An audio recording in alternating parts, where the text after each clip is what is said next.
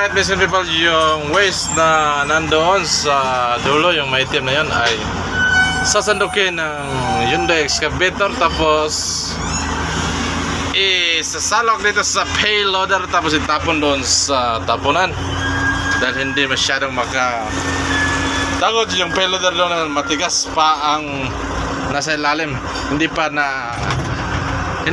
masyadong na trukat ng excavator yung pinakailalim talaga, kaya mahirap sandukin ng payloader.